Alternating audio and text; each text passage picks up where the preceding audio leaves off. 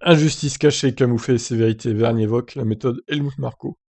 Oh là là, il va y avoir du dossier de révélé, hein. Vergne a eu le droit de disputer 3 saisons avec Toro Rosso en F1 de 2012 à 2014 avant de laisser la place nette à Max Verstappen et Carl Sainz chez Toro Rosso. Dans un entretien pour le podcast Beyond the Grid, le Français, qui s'est bien reconverti par la suite, 2 titres d'affilée en Formule E, est revenu sur cette expérience douce amère avec Red Bull, notamment avec le fameux Marco.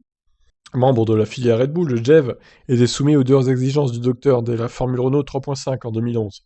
Marco, comme Jev le raconte, Marco, comme Jev le raconte plutôt, n'était alors jamais satisfait, comme après une défaite de son pilote dans un meeting à Monaco.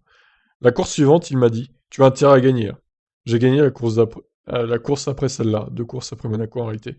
Il m'a appelé et m'a engueulé parce que je n'avais pas fait le meilleur tour. J'avais gagné 2 courses, fait 2 pole positions, mais j'avais pas fait le meilleur tour. Oh là là.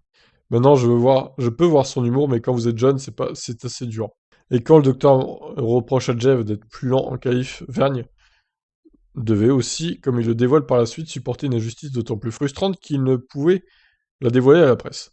Marco était présent à une course et il est venu me voir pour me dire: Je suis surpris que tu sois là en qualification. Je lui ai dit: Tu sais très bien que Daniel Kiat a toujours eu 10 kilos de moins que moi et que je ne pouvais même pas le dire à la presse. En Formule E, j'ai eu l'impression que nous déplacions un sac plein de pierres et que je pouvais enfin courir à nouveau. C'était une libération.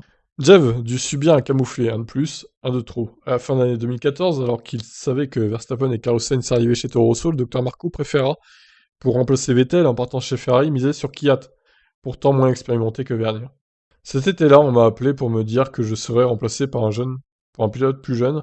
Je savais que c'était Verstappen. C'est comme ça que je fonctionne. Il n'y avait plus de place chez Red Bull Racing. Je n'avais parlé à aucune autre équipe parce que j'appartenais à la famille Red Bull. C'était peut-être une erreur de ma part. J'étais chez Toro Rosso pour aller chez Red Bull un jour.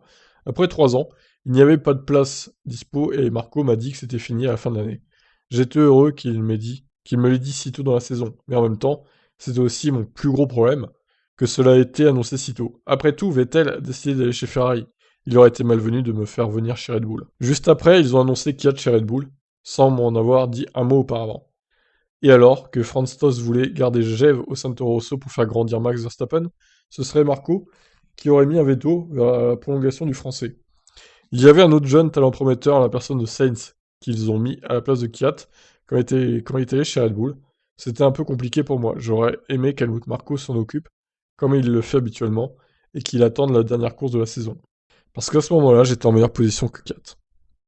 Oh là là, il a pris cher, hein, Jev, hein, si c'est dans le giron Red Bull, hein, c'est terrible, hein. Mauvaise expérience, en tout cas, de ce qu'il raconte. Voilà pour ces déclarations incroyables, je vous laisse réagir. Ciao.